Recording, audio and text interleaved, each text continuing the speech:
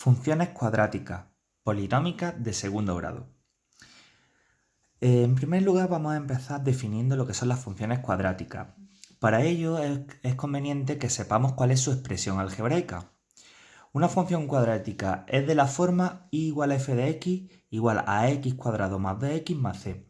Si os dais cuenta se parece a lo que hay en el primer miembro de la ecuación general de una ecuación de segundo grado. Pero ojo, esto no es una ecuación de segundo grado, esto es un polinomio de segundo grado.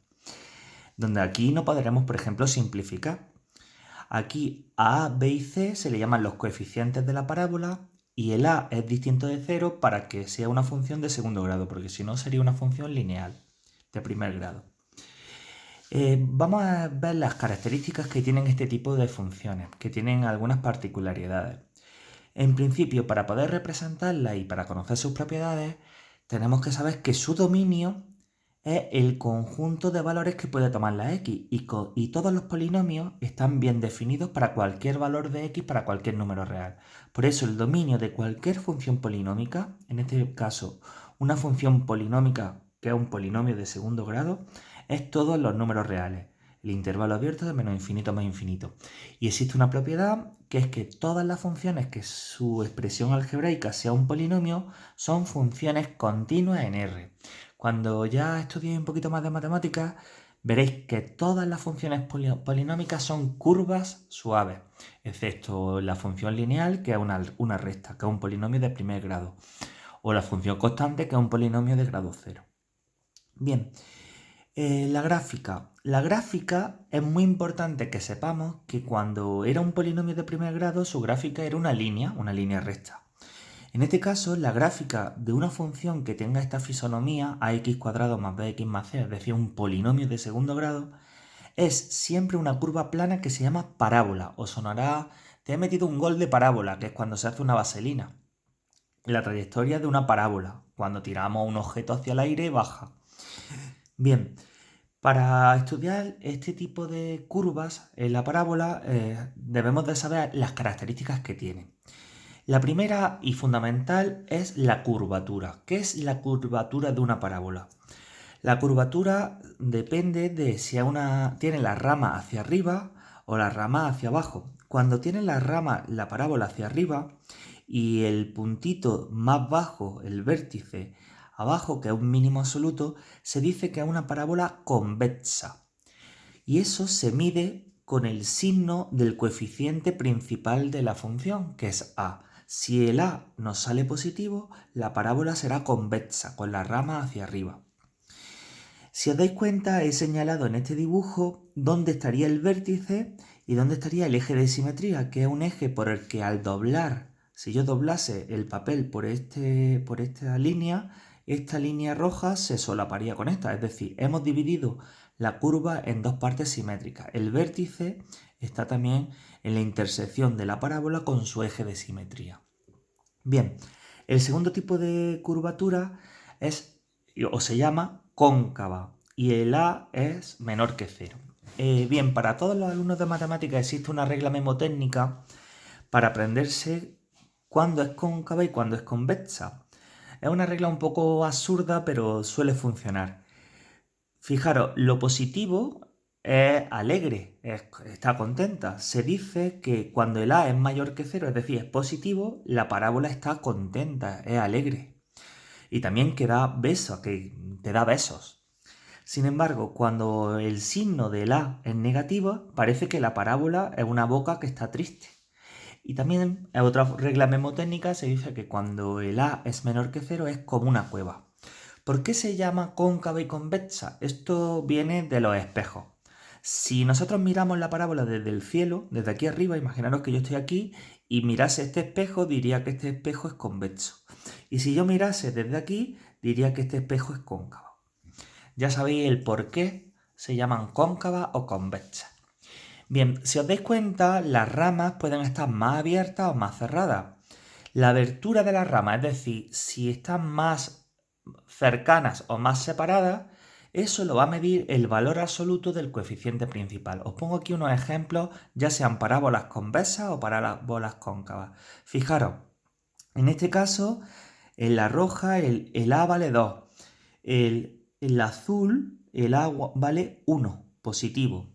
Y en la negra, en la parábola negra, el A vale 1/2. Os dais cuenta que cuanto más grande es el valor absoluto, más apuntadas, más juntas están las ramas de la parábola. Y cuanto más chico es su valor absoluto, más separadas, más abierta está la parábola. Aquí tenéis el caso para cuando es cóncava la parábola. Aquí vale el A igual a -2 y la igual a -1. Ya veis que el valor absoluto nos da la abertura de la parábola, tanto sea cóncava o convexa. Bien, otra propiedad que tienen estas tipo de gráficas es el eje de simetría que os hablé antes, que es una recta por la que al doblar el papel solaparía esta parte con esta. Es una recta vertical, evidentemente, que es paralela al eje Y. Su ecuación siempre va a ser x igual a menos b partido a. ¿A qué os suena a la fórmula de las ecuaciones de segundo grado? Pues sí, se parece. Solamente hay que quitar el más menos y la raíz. Esta sería la ecuación del eje de simetría. Y si os dais cuenta, el eje de simetría divide en dos partes iguales a la curva. Y son partes simétricas. Un punto que es fundamental aprenderse en las funciones cuadráticas, que es el vértice de la parábola. El vértice le llamamos en matemáticas v mayúscula. A sus coordenadas yo le he puesto x sub v e y sub v. Si os dais cuenta, la x del vértice, que sería esta coordenada, tiene de valor la misma que la x del eje de simetría.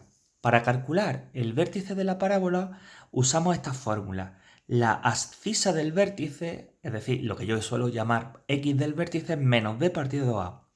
Y la y del vértice es la imagen por la función. Evidentemente, si yo aquí tengo la x del vértice, aquí estaría la f de la x del vértice, es la imagen de esa x del vértice.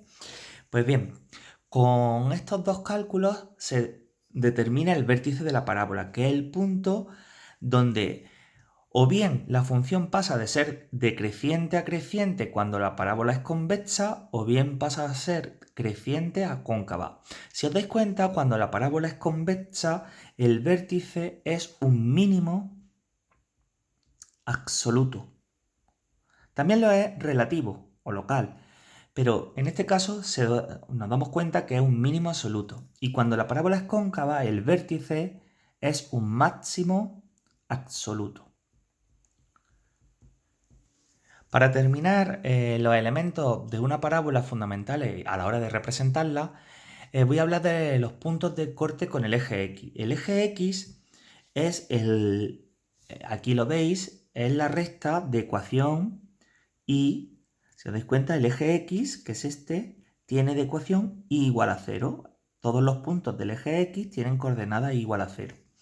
Para calcular los puntos de corte con el eje X, que puede haber o bien 0, 1 o 2, aquí veis los tres ejemplos, imaginaros que hay 0, 1 o 2. Os voy a poner aquí en estos dibujitos cuando haya 0, 1 o 2. Imaginaros, esta parábola no tiene ningún punto de corte con el eje X. Aquí habría 0. Esta parábola que roza, va a ser en este caso cóncava, que roza en el vértice al eje X tendría 1. Y esta que corta en 2 al eje X, ahí, tendría 2. Pues bien, ¿cómo se calculan los puntos de corte del eje X? Pues se calculan resolviendo la ecuación y igual a 0. El eje X es la recta igual a 0.